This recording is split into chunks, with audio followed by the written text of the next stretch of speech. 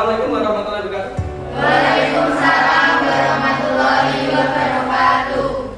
Selamat pagi anak.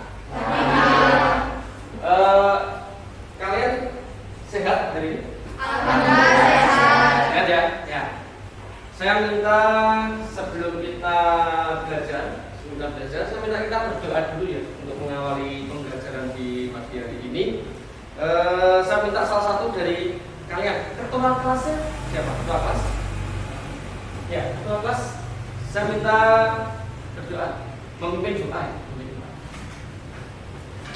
Sebelum kita memulai pelajaran hari ini, marilah kita terlebih dahulu doa mulai.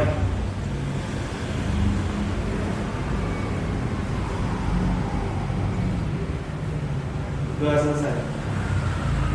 Ya, alhamdulillah kita sudah berdoa. Saya pengen tahu ini jumlah siswanya apakah komplit? Komplit ya, berarti masuk semua ya? Tidak semua, karena yang tidak masuk pastinya dapat dikatakan mungkin ada kemungkinan dia tidak sehat. Ya. Terus materi kita hari ini, kita itu akan belajar banyak mengenai orde baru. Kita belajarnya mengenai orde baru. Ada yang tahu apa itu orde baru? Orde baru adalah orde yang berubah. Ya, benar. Orde baru adalah orde yang baru. Oke, ada yang tahu orde apa itu orde lama?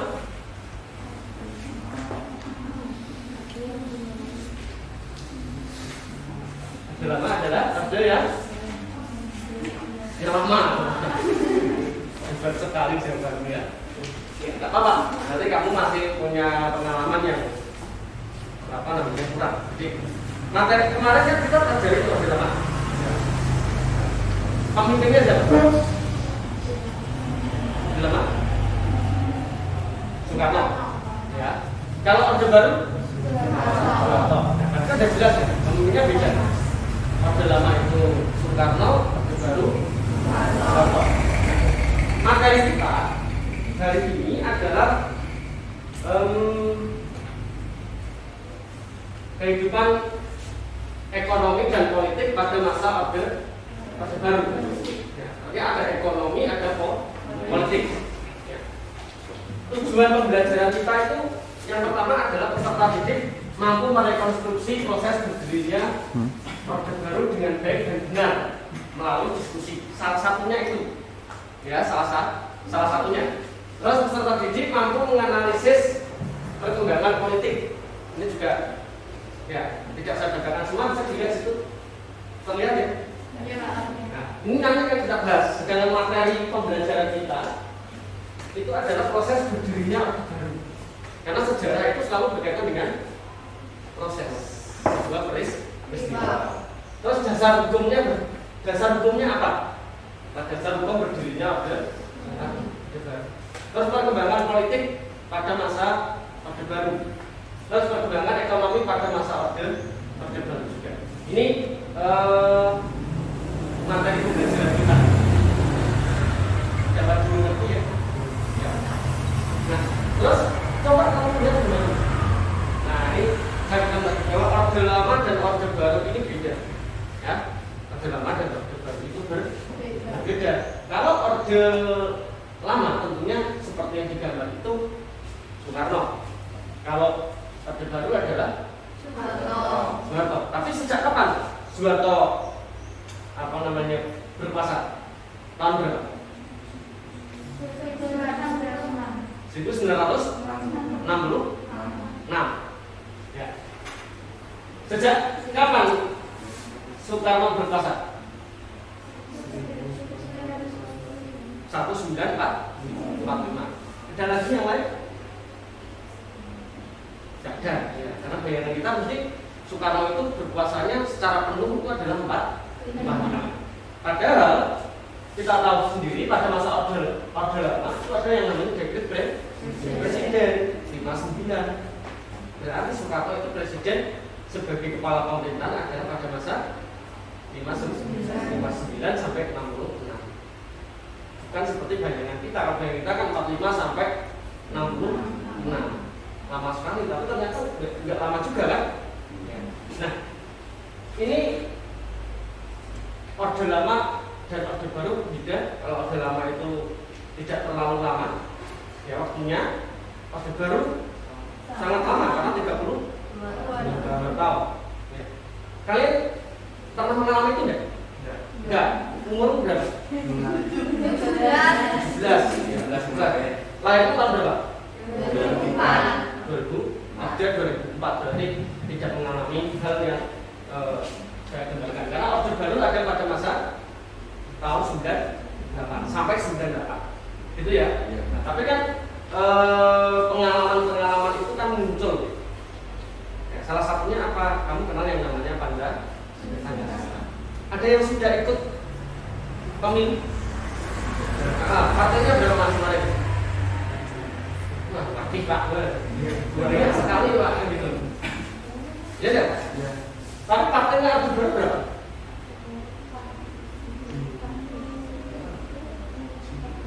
Sedikit ya, hanya 3. Ya. Kalau kamu katakan 2, oke lah, 2 mungkin bisa dikatakan. PDP, P3 sama Golkar. Ya. Kalau 2 berarti Golkar kan betul.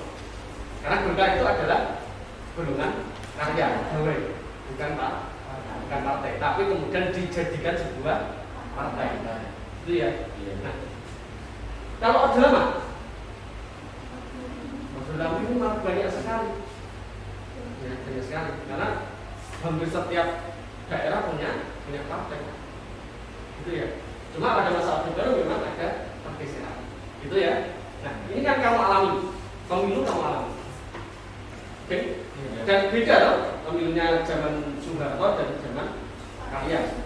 Ya, zaman kalian kamu milih presiden secara langsung. Zaman itu enggak. Tidak memilih presiden secara langsung. Yang milih siapa? Yang milih? Kan? Iya. Terus coba kita lihat slide selanjutnya. Di situ ada, nah ini swasembada pangan. Swasembada pangan. Kalau kamu lihat dari gambar itu dengan tulisan swasembada pangan, sudah tepat atau belum? Itu kan Soekarno,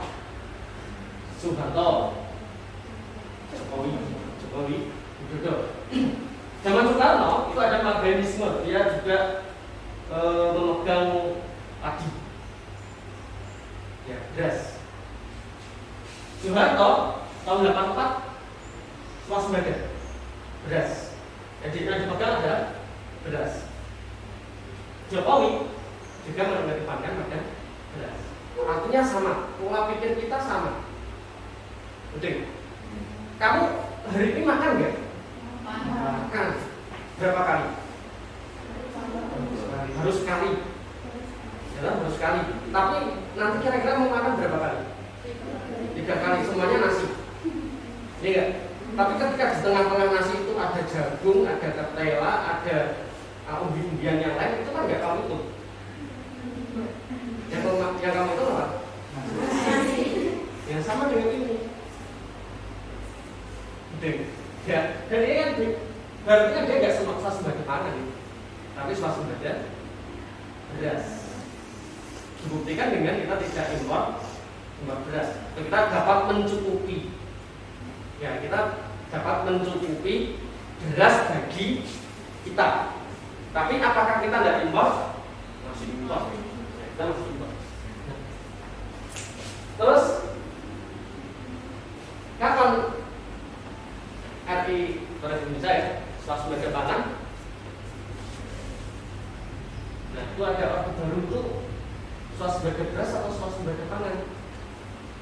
Nah, tadi tahun 84 itu swasembada beras, bukan pangan. Pak, kapan kita swasembada pangan? Menurut target tahun 2040 sekian. Lama sekali. Ya, kenapa terjadi? Ya karena tidak tercukupi. Banyak kita banyak kita banyak sekali mengidolakan Jawa. Ya, maka ada Jawanisasi, istilahnya Jawani. Semua makan pedas, makan nasi. Kan tidak semua orang Indonesia itu makannya nasi sebenarnya. Orang Papua itu kan makannya sapi. Tapi kita paksa pada masa itu Soeharto makan nasi sampai sekarang. Nah sekarang ada diversifikasi sangat pengen dikembalikan ke sagu. Mungkin ya mungkin nggak? Mungkin bisa saja terjadi kalau orang Papua mau. Tapi kalau misalkan orang Blora itu kan makannya kan jagung. Orang Blora itu jagung. Ya. Mama kan suka makan jagung gitu. Ya, tidak mau. Ya. Itu terjadi pada masa Orde. Bagaimana pada masa Orde Baru? Nah, itu yang akan kita bahas. Akan kita bahas hari ini. Maka kalian akan saya bagi dalam 4 kelompok. Ya. Kelompoknya kemarin sudah kita bagi ya. Kelompok pertama ini anggotanya adalah Wahyu Lestari, Sri Wulan Ambyar. Ambar Yanti ya. Riris Faikul Hima, Fendi Irawan membahas mengenai proses politik berdirinya Orde Baru apabila dikaitkan dengan peristiwa G30S garing PKI, ya pakai garing. Karena seperti kita tahu kemarin bahwa dalangnya belum ketahuan, dalangnya, tapi sudah terlihat aktornya pasti PKI, namanya garing PKI. Terus kelompok B, anggotanya Naila, Rizky, Ratnaning, Siti Mariana, dan Sofia Dwi.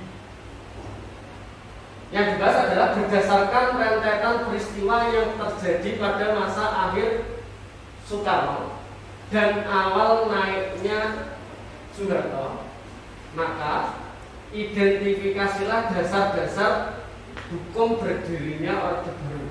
Ini kamu disuruh mencari dasar-dasar hukum berdirinya Orde Baru. Kan semua itu harus ada dasarnya. Contohnya seperti dasar Republik Indonesia itu apa? Dasar hukumnya. Ajar Indonesia itu dasar hukumnya apa? Yang pertama. Yang kita peringati setiap tanggal 17 proklamasi. Nah, itu kan dasar hukum. Betul ya? Jadi semua hal itu harus ada dasar hukum. Nah, kamu disuruh mencari dasar hukum berdirinya Orde Baru bila dilihat dari peristiwa-peristiwa yang terjadi pada masa akhir Orde Lama atau Soekarno. Ya, kelompok B paham? Ya, kelompok B paham. Terus kelompok C berdasarkan pada komposisi partai politik.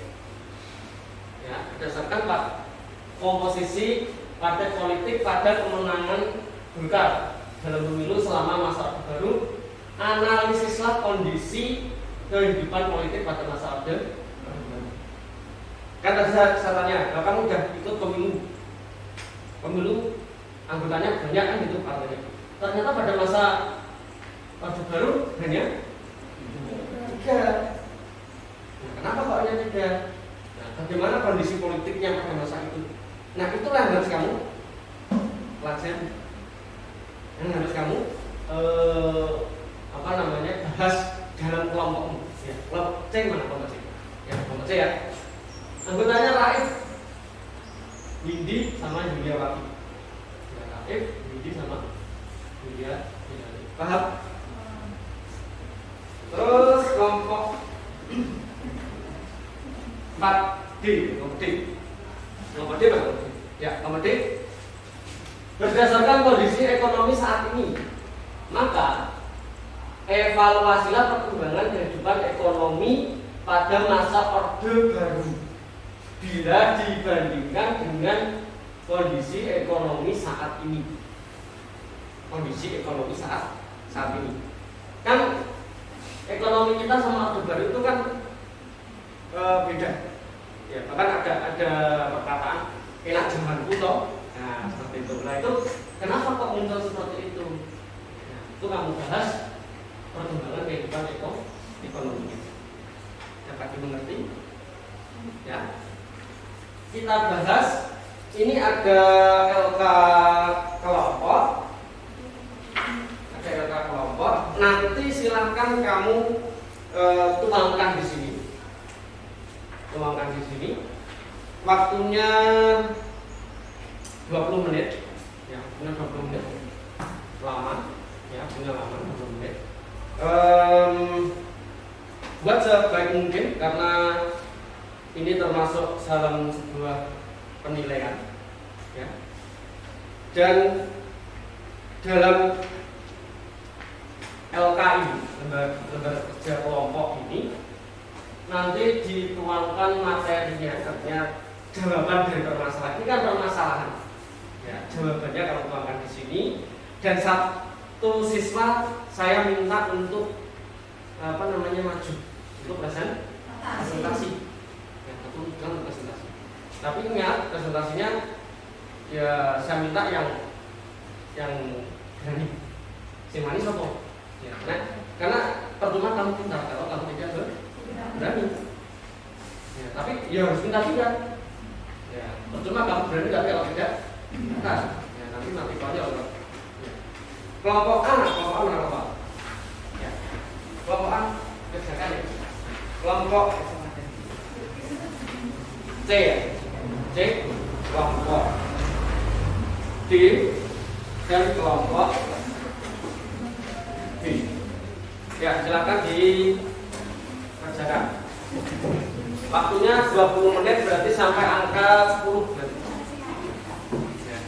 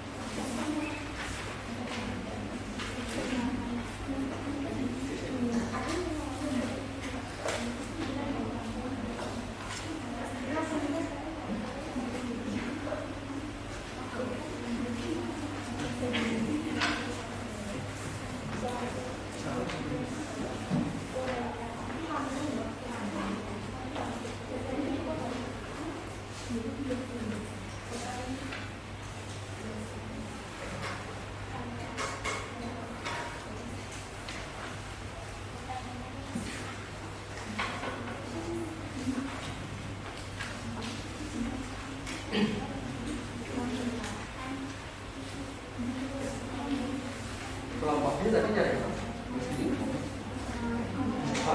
Ya. Jadi kamu ini ya, bandingkan antara ekonomi Indonesia sekarang dengan ekonomi Indonesia pada masa Orde Baru. Sekarang itu menurut kamu lebih baik mana ekonominya? Ya, standarnya tentukan dulu standarnya apa? Standar ekonomi apa? Standar ekonomi? Standar perkembangan ekonomi itu dibuat dari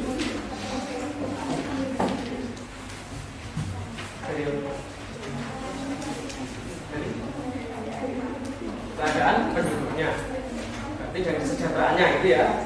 Kalau sekarang dibuat dari kesejahteraan penduduknya. Kalau zaman dulu ada juga mengatakan bahwa ekonomi itu dibuat dari pertumbuhan ekonominya, angka pertumbuhan ekonomi. Kalau semakin tinggi berarti ya berarti dia semakin bagus ekonominya. Nah, coba kamu nanti lihat di sini.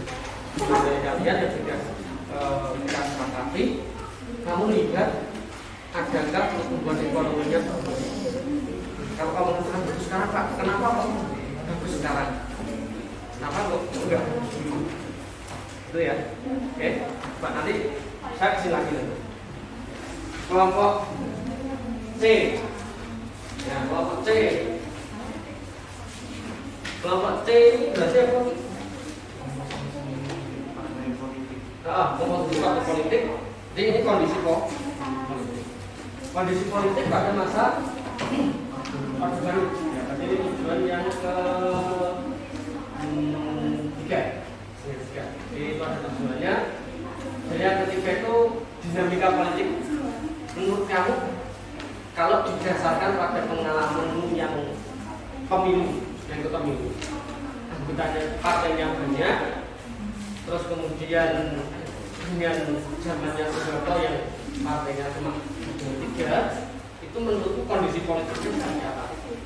Ya, kamu cari di teks itu. Kenapa kok harus jadi 3? Kan nyatanya adalah banyak. Bukan jadi 3. Kenapa kok jadi 3? Jadi ya, kamu lihat itu, kamu cari kemudian dilihat ya. Cukup itu untuk membuat kelompok A. Ya. Kelompok A ini bahasnya tentang proses politik berjalan oh ya. Proses berdirinya baru bila dibandingkan dengan ini ya apa namanya G30S ya. G30S itu adalah sebuah latar belakang dari berdirinya dulu atau latar belakang dari kehancuran dari ulama ya. Pertanyaannya sekarang kan tadi kamu disuruh mencari iklan katanya prosesnya tapi kamu dasarnya dari G30S ada G30S kamu tarik ada apa itu istilahnya ada kemudian ada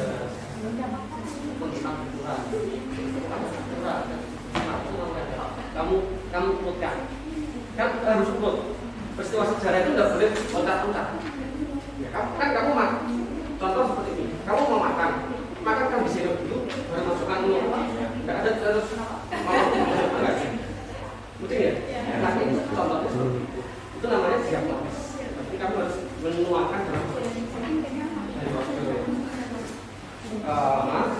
S terus kemudian munculnya Orde Baru sampai Orde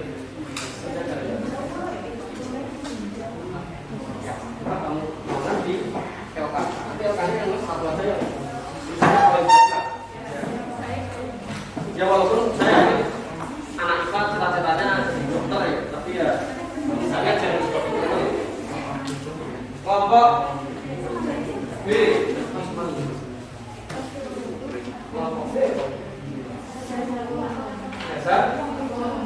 dasar hukum dari berdirinya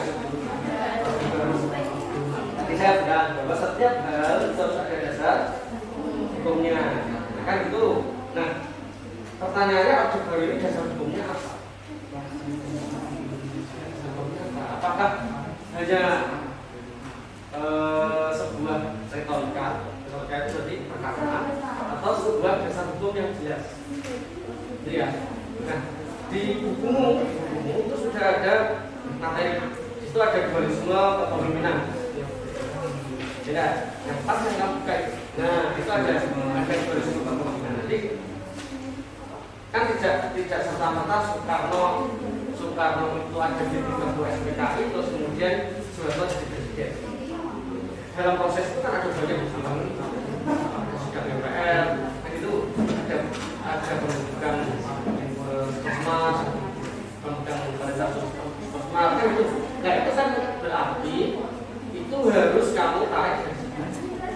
Kamu lihat, kamu lacak itu namanya deteksi.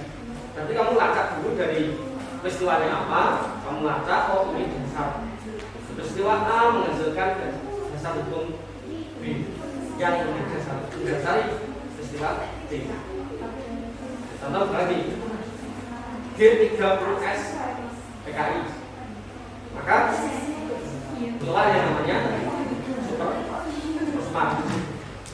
smart itu menjadi dasar dari Soeharto untuk memangku kecerdasan sementara sebagai seorang pengendali kekuasaan. Itu berarti super smart adalah dasar sama dengan seperti itu. Dan nanti coba peristiwa kamu cari dasar hukumnya apa saja berdasarkan peristiwa. Nah, waktunya berapa? 20 menit sampai angka 10 sebelum berapa menit. Ya, silakan dikerjakan tulisannya sing bagus.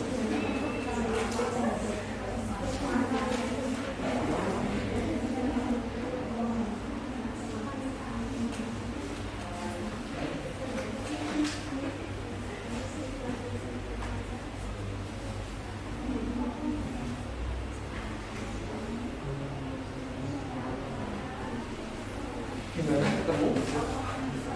Ya, nah, coba saya ingin mendengar jawaban sementara saja, kecil aja, singkat, sebelum kamu tuliskan.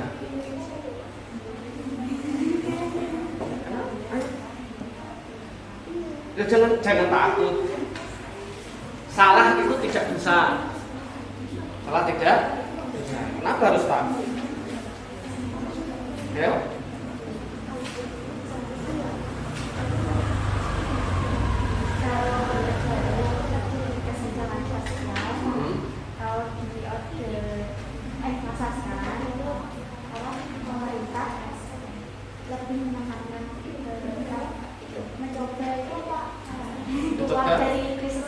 Mencoba keluar dari krisis ekonomi, sehingga yang ditekankan adalah pada kesejahteraan, kan itu ya. Coba itu kamu tarik lagi, kamu lebih fokuskan lagi ke order, ya, lebih fokuskan lagi ke order, karena pertanyaanmu itu adalah pada masa orde baru, bukan pada masa orde sekarang. Orde sekarang, masa sekarang atau reformasi itu hanya sebagai bahan pembanding. Untuk membandingkan pada masa orde baru. Pada masa orde baru itu terjadi apa saja pada perekonomiannya, kan seperti itu. Paham? Oke ya? Ya, sekarang.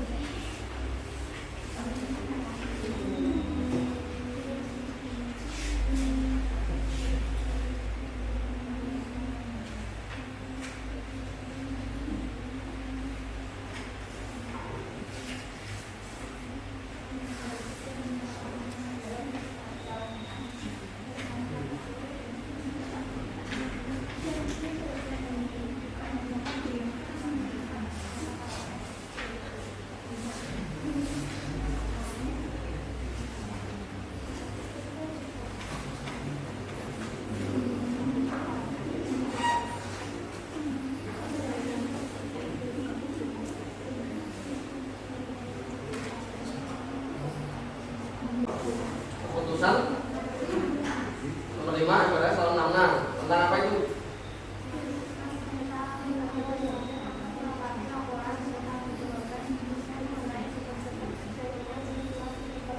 Oke.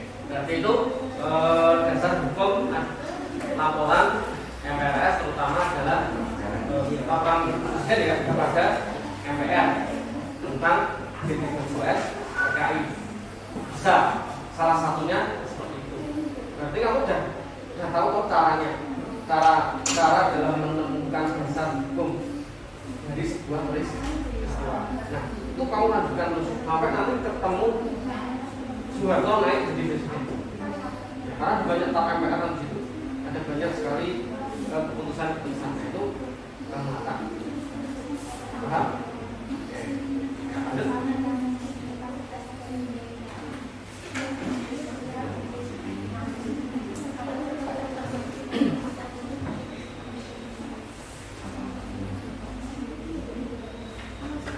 Gimana? Udah ketemu kelompok C?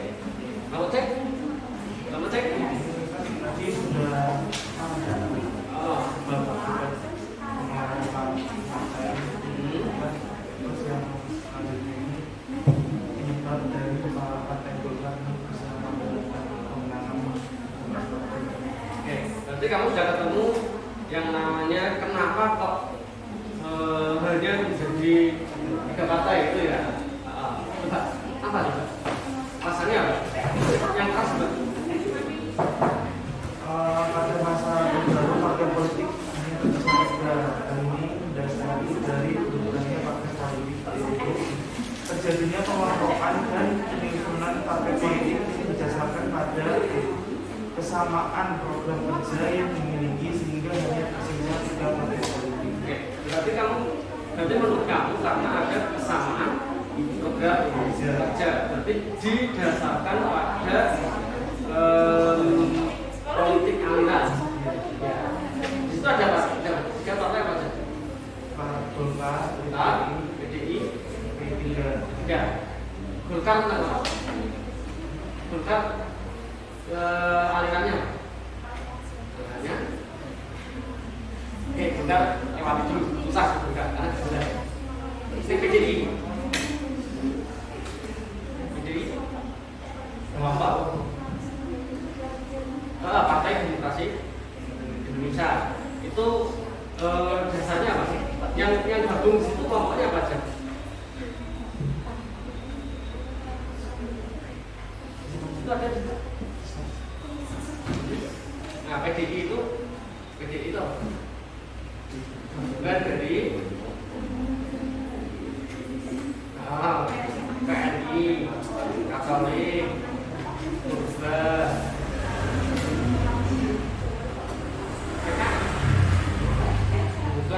IPI mungkin. PKI kan dibubarkan. Berarti kan tidak masuk. Berarti kan itu ada dari banyak kelompok itu kan dia bukan kelompok besar.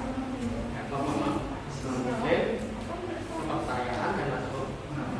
Yang ketiga jelas Islam. Ya, kalau bukan nah itu kamu bisa kamu tambahkan. Ya. Stabilitas yang kamu tadi yang kamu sebutkan tadi terakhir untuk ini ya, untuk apa namanya sebab Golkar menang ya. Nah, jadi konstelasi politiknya seperti apa? Kenapa kok Golkar bisa menang 100 hampir katakanlah menang mutlak? Sedangkan sekarang tidak bisa seperti itu. Kamu pecahkan aja. Kamu sudah bergerak. Waktunya masih 5 menit. Ya, 5 menit. Gimana kelompok A? Ketemu enggak? Ketemu, ya apa? Pertanyaannya proses politik berdirinya proses kaitan dengan peristiwa jadi tidak proses jadi tetap kamu saya coba sampaikan secara garis besar saja salah satu dari kalian tidak harus yang presentasi nanti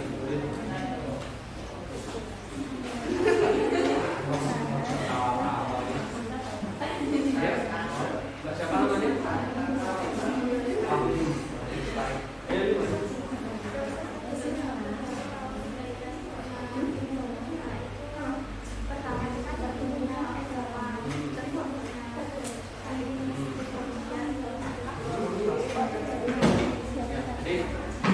kamu ketika tugas PKI ya Allah dia ulama ketika tugas PKI terus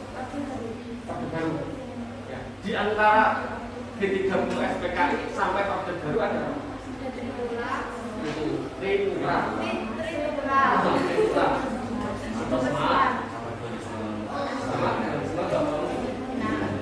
Itu kamu jelaskan. Itu namanya kamu menganalisis, menjabarkan itu menganalisis. Itu kamu sudah pas. Menguraikan, jika menguraikan itu garisma pembangunan itu apa? Diselesaikan dengan cara apa? Sehingga Soeharto kemudian diangkat menjadi presiden. Dapat dipahami ya. Jadi ada rentetan peristiwa. Jadi makanya ada istilah diakronis. Dan sedangkan ada istilah diakronis. Makanya kan ada sinkronis, ada diakronis. Nah ini kalau dalam tahap diakronis. Pahami ya? Oke. Waktunya sampai habis diselesaikan. Sehingga secepat-cepatnya. Waktunya tinggal 2 menit. 2 menit ya. Nanti saya minta 1 orang untuk ditunjuk sebagai salah satu perwakilan untuk presentasi. Ya.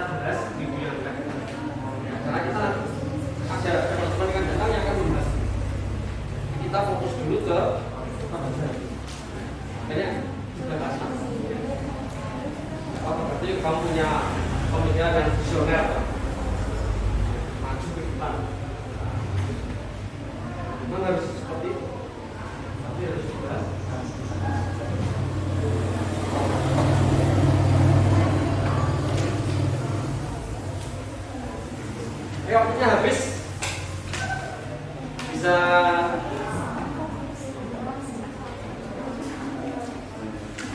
kita presentasi ya, kita presentasi.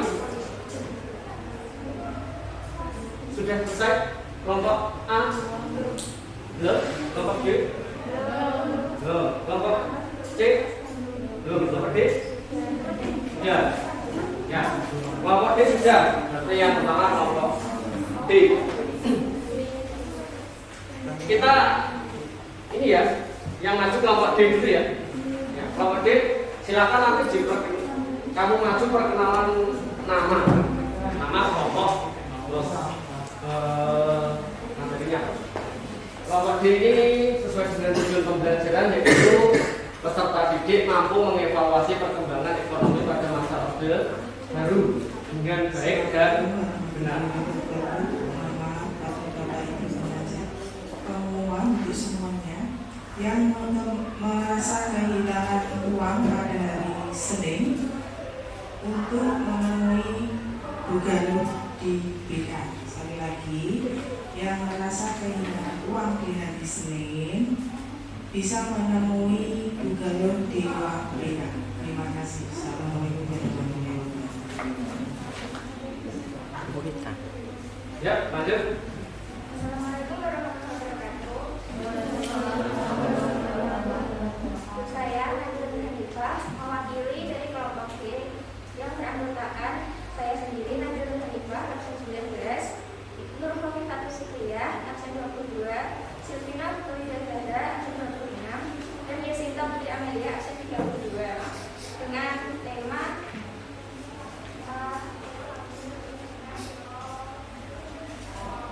kehidupan ekonomi dan politik masyarakat.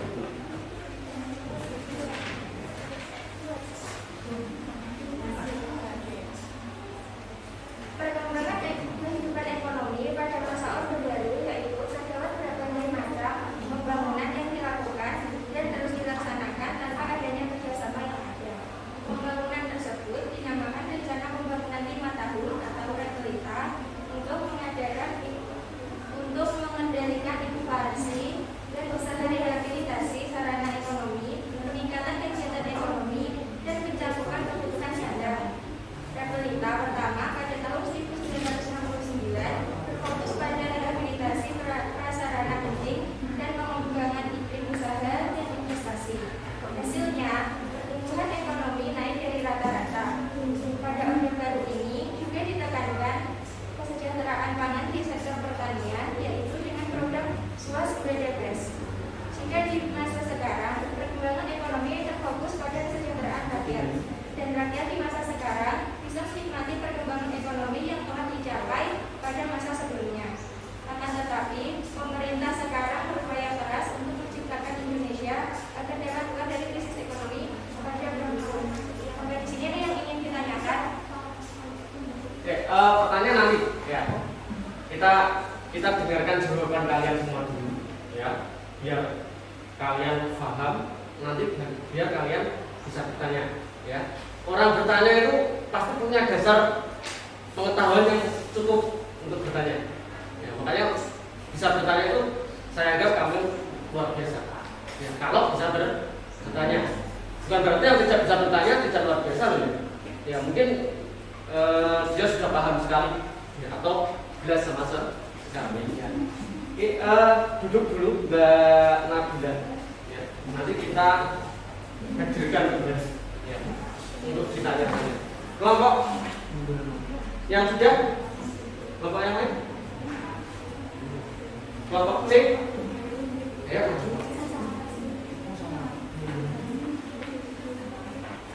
ya kelompok C ya.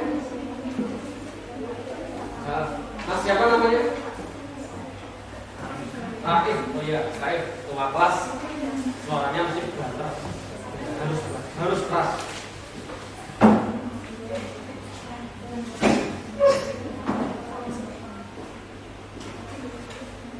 Assalamualaikum warahmatullahi wabarakatuh. Waalaikumsalam warahmatullahi wabarakatuh. Pada kesempatan kali ini saya akan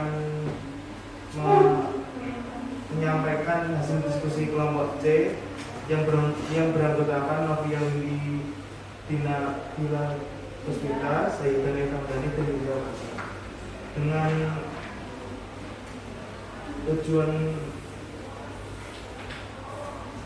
tujuan untuk menganalisis perkembangan politik pada masa Orde Baru.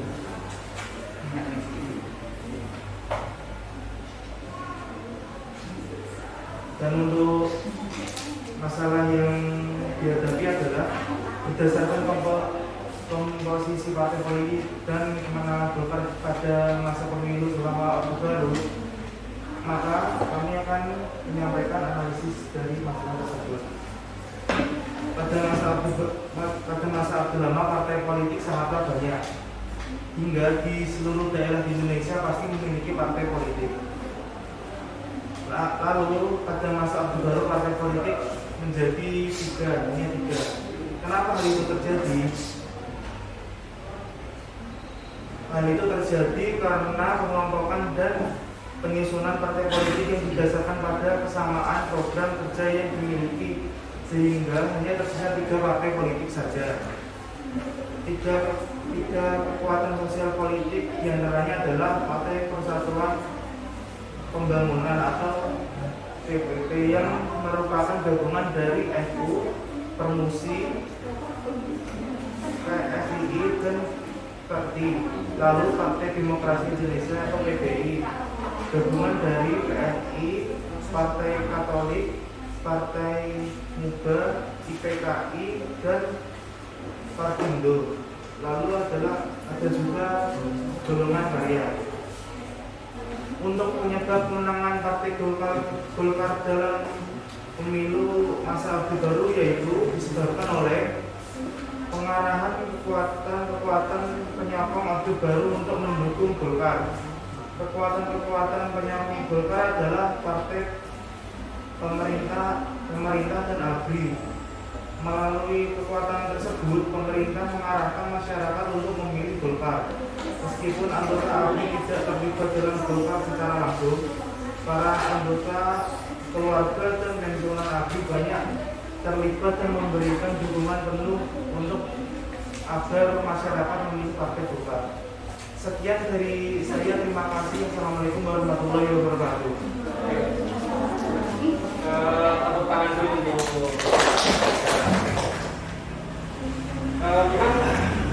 ini jalur ini jadi dengan bukan ya, bahkan menang mutlak ya, pada masanya. Ya, nanti kita bahas.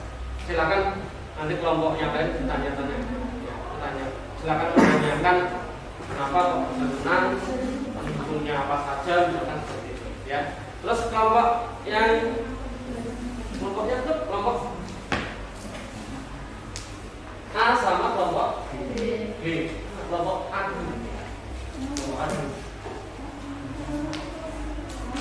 Ya, kelompok A yang mau mewakili siapa ini?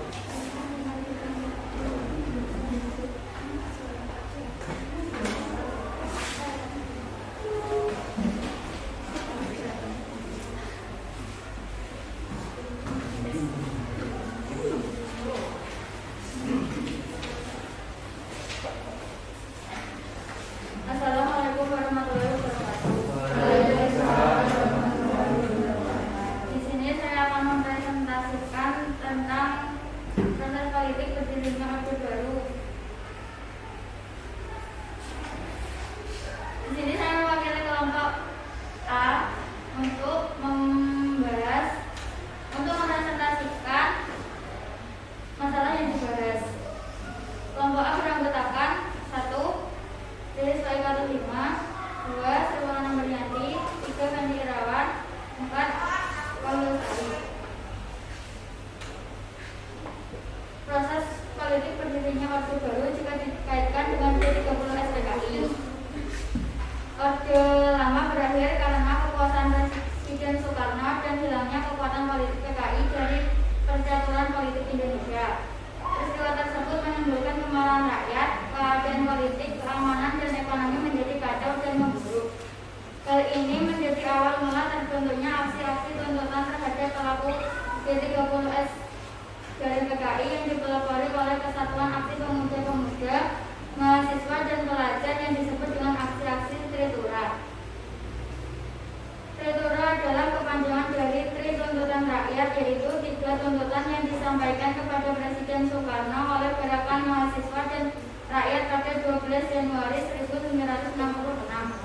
Gerakan ini menuntut 3 hal, yaitu 1. Pembubaran PKI beserta ormas-ormasnya, 2. Perombakan Kabinet Dwi Pora, 3.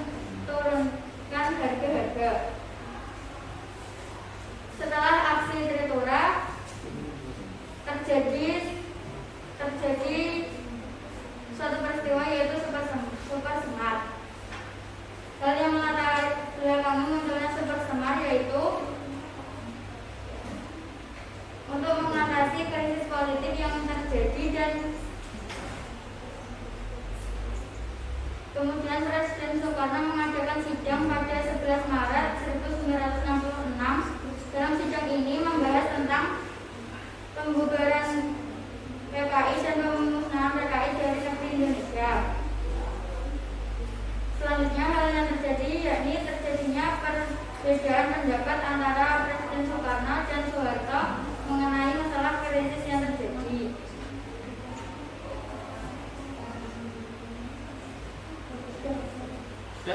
Oke. Tepuk tangan dulu untuk ulang A ya tadi ya. Hanya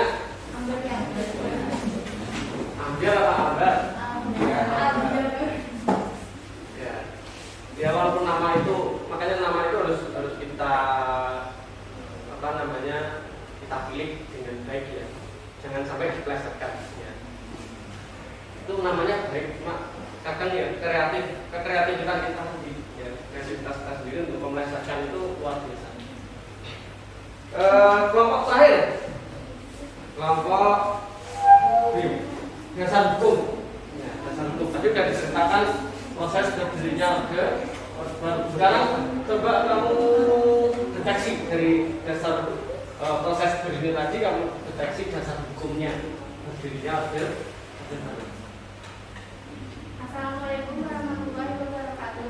Waalaikumsalam warahmatullahi wabarakatuh. Di sini saya akan mempresentasikan hasil diskusi dari kelompok B yang beranggotakan saya, Mengkarasi Fadila, Termania Tsunami, Siti Mariana, dan Sofia Pinukita tentang dasar-dasar hukum berdirinya Orde Baru. Dasar hukum pemerintahan Orde Baru adalah super semar atau surat perintah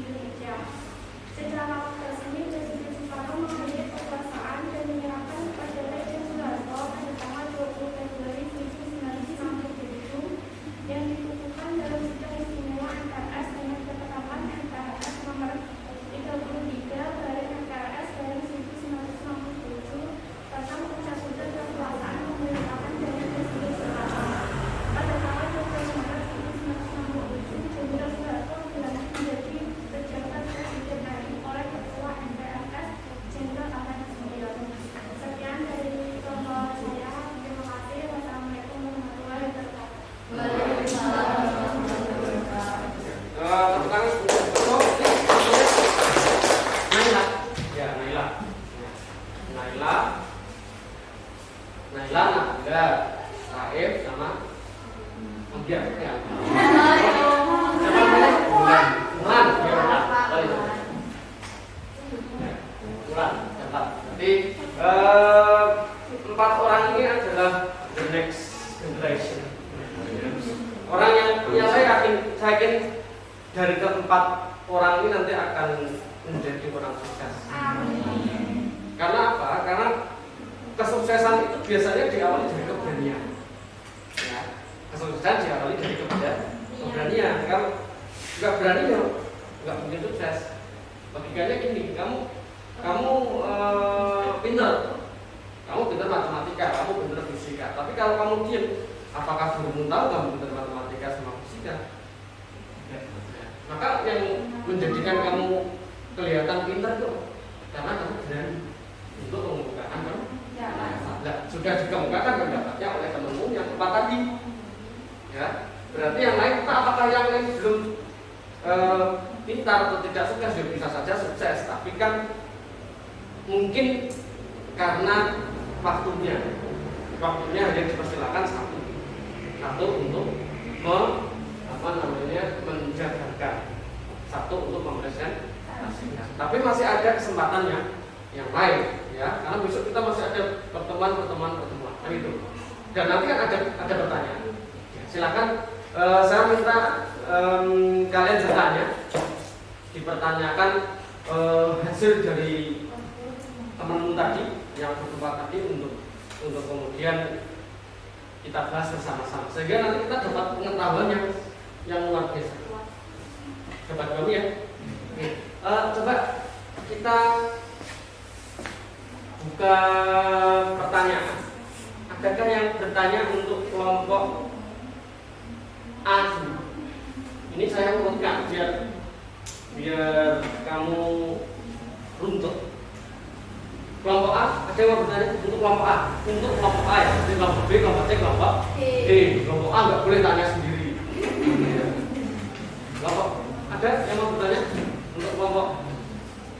Mungkin nggak ulang langsung. Atau mungkin temannya yang lain yang mau menunjukkan, oh saya berani Pak. Siapa bilang cuma ulang yang berani? Ada yang lain? Yang lain silakan bertanya ya. Bertanyalah sebelum bertanya.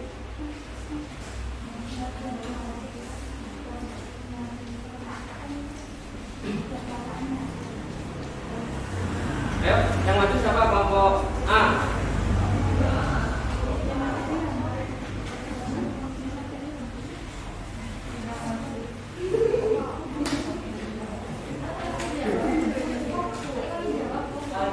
Ya, boleh dijawab temennya di dua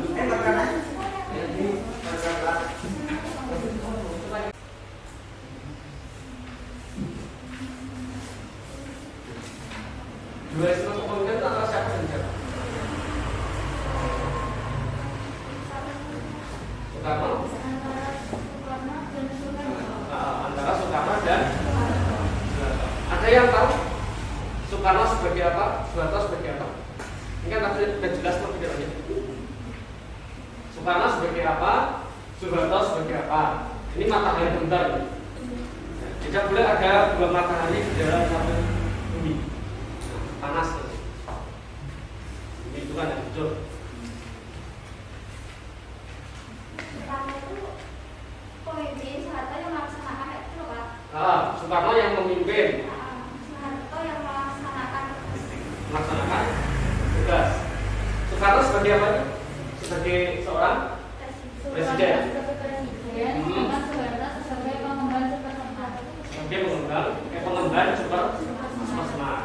Nah di situ terjadi dualisme kepemimpinan. Soekarno sebagai seorang presiden yang punya takhta tapi tidak punya kekuasaan.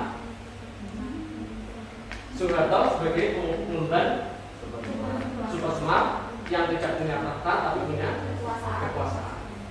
Maka disitulah muncul intrik kan gitu. Ya. Maka muncul ketetapan MPR dan lain sebagainya. Ya, yang akan dibahas oleh kelompok B gitu ya. Ya karena dasar hukum. Ya, makanya kita lakukan yang kamu tuntut. Oke, terima kasih untuk Mbak Wahyu ya, Wahyu Lestari. Jadi saya yakin dari juga ya. Oh, tanya ya. Gak apa-apa Mas lagi. Kenal gak apa-apa. Saya akan dari Pak Wakili kelompok D. Tadi menjelaskan tentang latar belakang dan terjadinya Tritura juga super semar. Hasil dari gerakan Tritura dan super semar itu apa? Tritura sama super semar. Ya, Tritura itu hasilnya apa? Hasil Tritura itu satu, pembubaran PKI beserta ormas-ormasnya, dua, pemrombakan kabinet Dwikora, tiga, turunnya harga-harga. Kalau super semar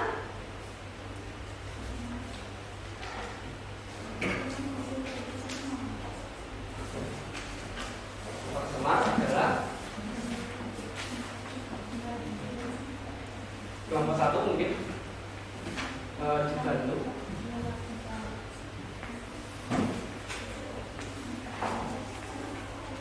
super semar. Bukan semar yang super gitu. Beda di surat apa?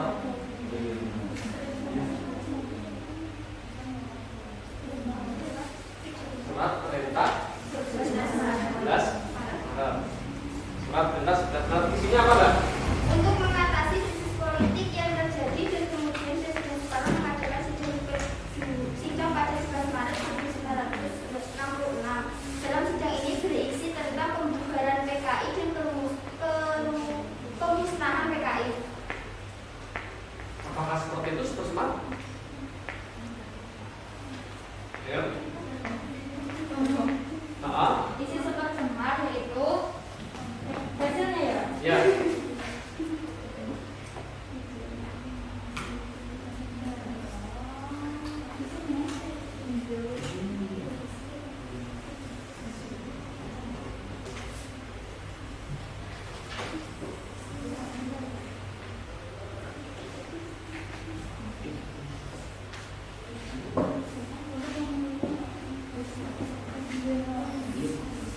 Hasil super semar itu apa?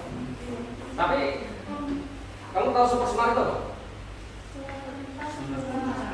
Surat perintah 11 Maret saya tahu. Surat itu namanya kepanjangan. Tapi definisinya apa? Surat perintah kepada Presiden Soekarno dari Presiden Soekarno dari kepada Presiden Soeharto untuk Presiden Soekarno.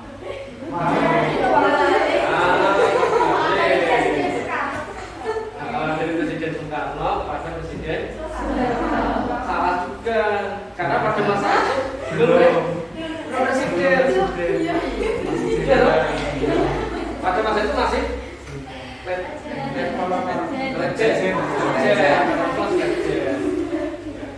Dari Presiden Soekarno pada legend untuk mengatasi keadaan pemerintahan.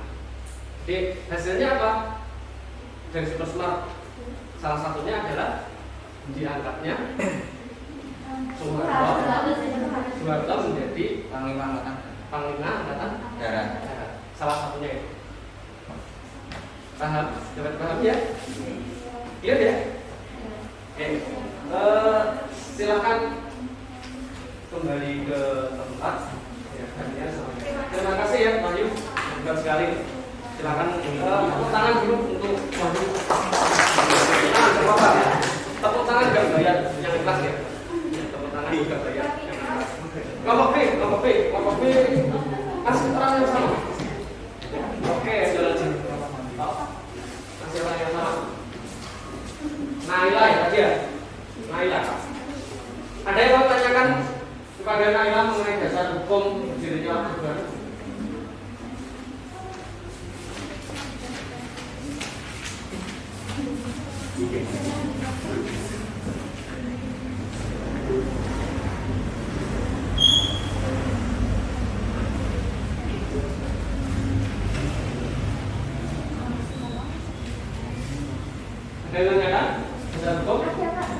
Ya, ada kelompok apa ya? Kelompok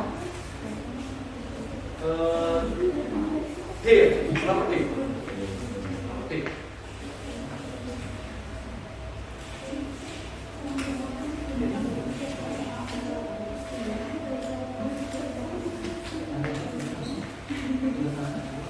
Mbak Naila ini dasar hukum berdirinya Orde Baru.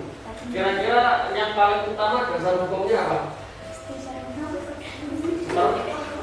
Nah, tadi yang dikatakan kelompok 1 ya, kelompok 1 bahwa Supersemar itu menjadi sebuah landasan pertama kali Soeharto untuk mendapat kekuasaan. Yang pertama kali bukan berarti terus kemudian hanya Supersemar, ini ada banyak yang lain. Ya, salah satunya tadi adalah karena ada peristiwa-peristiwa yang lain seperti apa tadi ini ya, dualisme kepemimpinan gitu ya. Nah, jadi ada banyak sekali dasar hukum. Ada keputusan menteri MPRS, pertama MPRS dan lain sebagainya.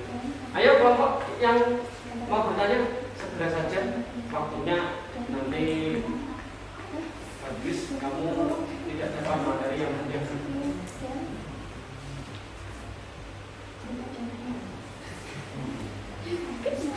Ayo langsung aja.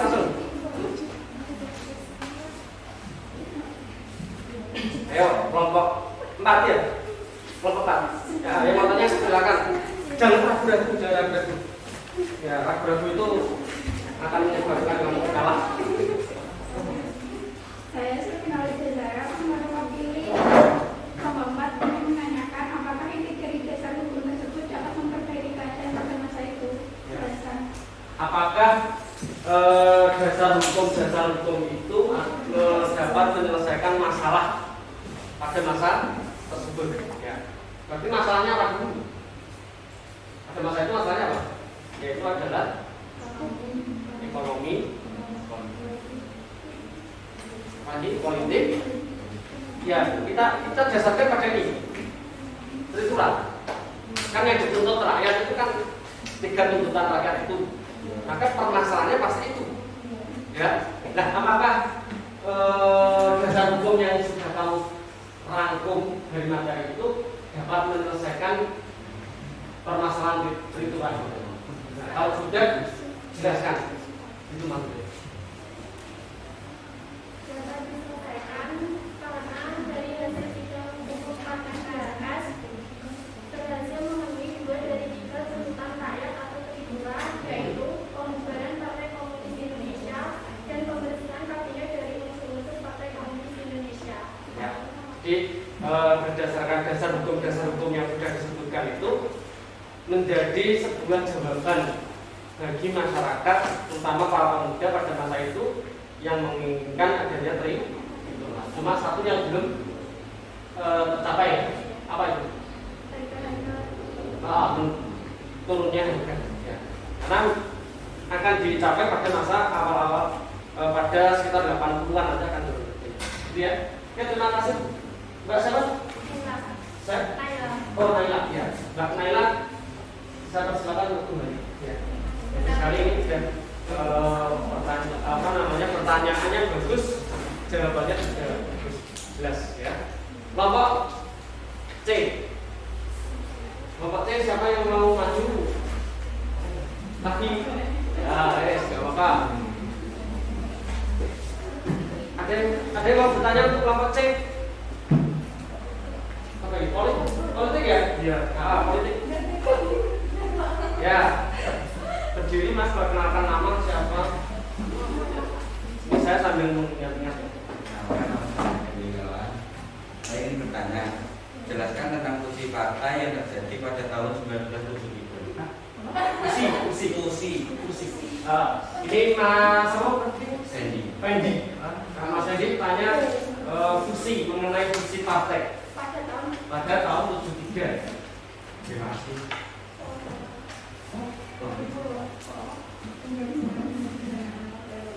Ya, fungsi itu menggabungkan penyelenggaraan partai kok. Istilahnya fungsi. Jadi pada tahun 1973 terjadi fusi partai, yaitu penggabungan partai politik.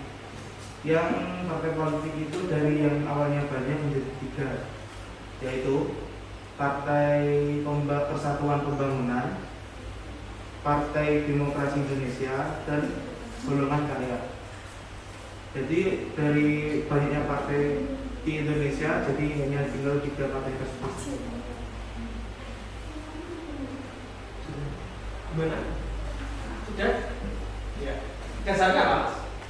Dasarnya apa? Dasar dari fusi partai tersebut adalah karena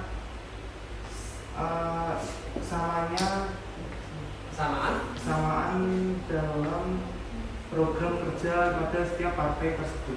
Ya, kesamaan program kerja dari partai tersebut. Dari banyak partai ada banyak program kerja yang sama sehingga dijadikan satu. Itu ya. Lihat lagi ya. Waktunya nanti. Terima kasih Mas Raif. Ya, Mas Raif. Ini juga luar biasa kelompoknya, aktif. Kelompok terakhir, kelompok B. Ini saya takut ada yang tanya ini Mas, karena dari tadi dia yang tanya. Giliran dia masuk ya dia tanya. Ya, tapi saya yakin lah banyak yang tanya. Kelas 12 itu kan luar biasa. Mbak, siapa namanya? Oh, Nabila lagi. Nggak ada yang berani lagi. Ya, ada yang mau tanya pada Mbak Nabila? Motif bertanya, tolong mencari pengetahuan jangan bersidang ya. Tanya jangan bersidang. Ya, bersidang tidak baik. Ada yang mau tanya?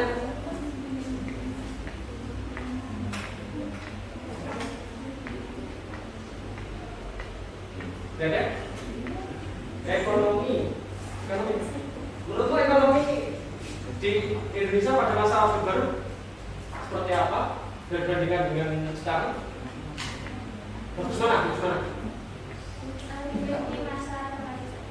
Lebih baik di masa reformasi. Nah, kira-kira dari perkataan seperti itu adakah yang bisa ditanyakan? Ayo tanya aja, jangan malu-malu. Ya, Mas Said. Kan pada masa akhir Orde Baru terjadi inflasi rupiah yang sangat besar.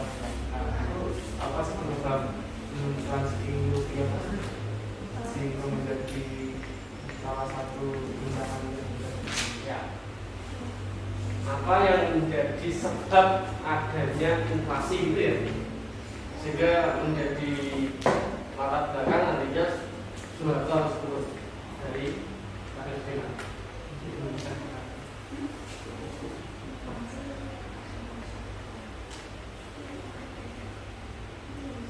Kira-kira apa?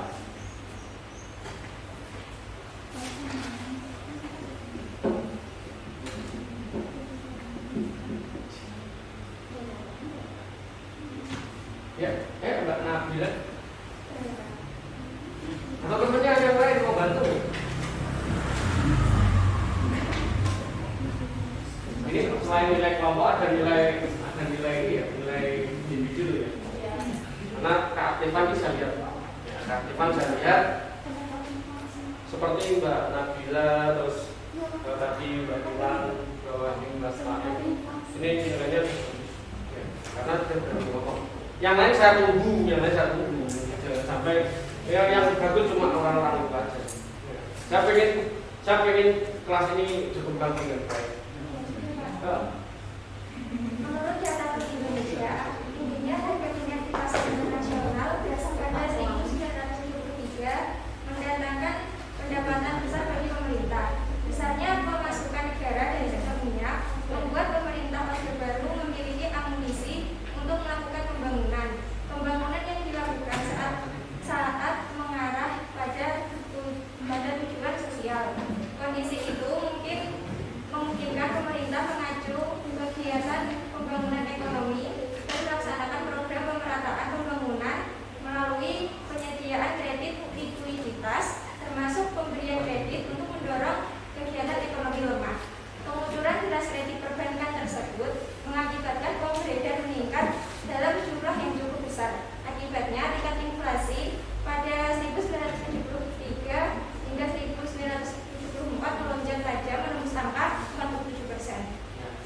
Itu ya, jadi menyebabkan gejolak yang luar biasa. Ya, karena kita banyak utang. Kita banyak utang, utangnya pakai gula. Ya, gulanya naik, maka utangnya juga naik. Itu ya. Itu jawaban dari kelompok 4 ya. Itu ya, mewakili kelompok. Oke, silakan duduk kembali. Sama-sama terima kasih sudah sudah maju. Tepuk tangan kami semua. Jadi memang masa Orde Baru itu dapat dikatakan adalah masa yang cukup unik karena di satu sisi ada banyak penekanan, tapi di satu sisi ada banyak ekonomi yang maju. Ya, seperti dikatakan teman-teman tadi ya, banyak sekali seperti itu. Nah, adakah yang bisa menyimpulkan dari ini diskusi kita hari ini mengenai Orde Baru?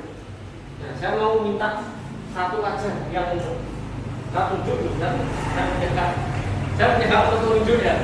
Nah, saya itu penasaran sebetulnya. Saya penasaran yang nggak pernah ngomong. Ya. Berarti yang sudah ngomong aman nih. Ya. Siti Marina. Oh ya, Siti Mariana, sorry. Siti Mariana. Ya, maksud kamu coba jelaskan review ulang sedikit aja mengenai yang sudah kita bicarakan tadi. Ya. Ini kamu itu kalau nggak disuruh berani bicara, nggak berani bicara. Ya. Ya, ini saya menggunakan sebuah pedoman bisa karena terpaksa. Ya, bisa karena bisa. Ya. Nah, apa yang itu kan bisa kan? Ya. Mariana kelihatan keren sedikit.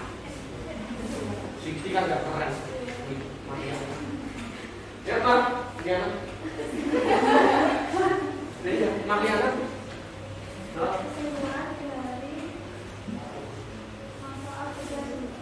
Yang keras sedikit saya selatan loh. Jatuh ke makan. Sudah ya. Nasi. Enggak.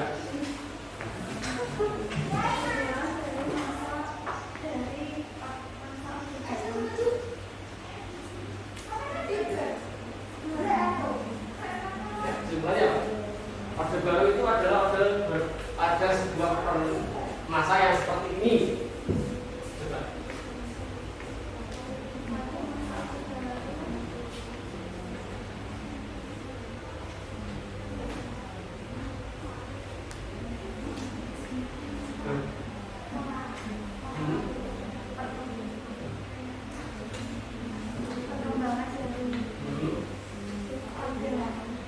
Oh, Orde Baru adalah perkembangan dari Orde Lama. Ya, betul.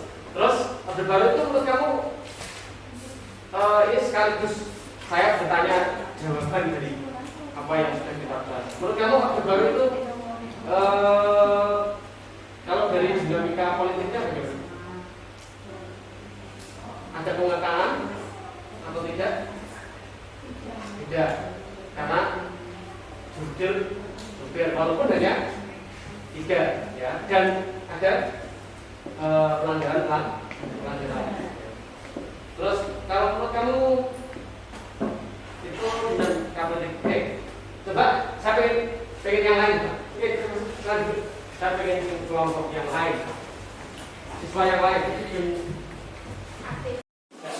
Jadi Orde Baru itu adalah orde yang unik, di masa yang unik karena dia ekonominya maju besar, tetapi hanya beberapa segelintir orang dan hanya di Pulau Jawa dan tadi betul kakaknya banyak. Secara politik, ekonomi, secara politik juga rupanya terjadi pengekanan, karena hanya ada 3 partai dan Golkar itu telah menang. Ya, di situ ada banyak kekurangan. Nah, terus yang keempat dasar hukumnya jelas banyak sekali dasar hukumnya. Yang paling utama adalah super semangat. Ya, untuk prosedurnya juga kita bersama. bersama-sama tadi lihat bahwa dimulai dari G30S, terus kemudian Super Semar, untuk dualisme kepemimpinan, terus kemudian diantaranya Soeharto. Itu ya. Itu adalah materi kita hari ini. Silahkan nanti LK-nya itu di scan pakai HP, kirim ke Google Classroom. Ya, nanti saya buatkan ruangnya, masukkan itu ya. Termasuk nanti ada LKPG di situ, kirim ke sana. Paham ya? Nah, besok materi kita adalah kehancuran Orde Baru. Ya, dapat dipahami ya. Untuk mengakhiri pembelajaran hari ini, saya minta ketua kelas untuk memimpin.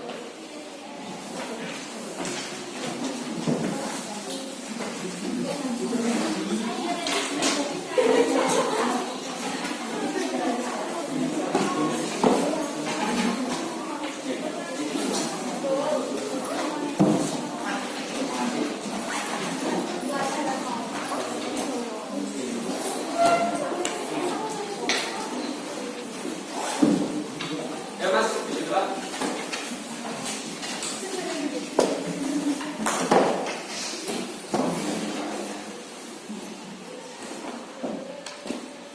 Sebelum kita mengakhiri pelajaran pada hari ini, mari kita berdoa terlebih dahulu. Berdoa mulai.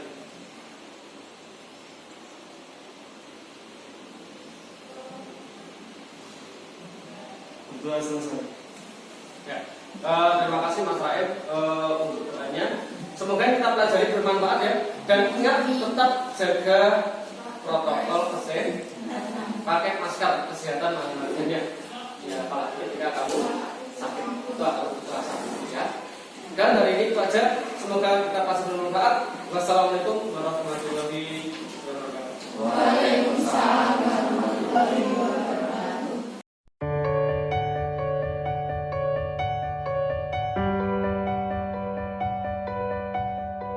Thank you.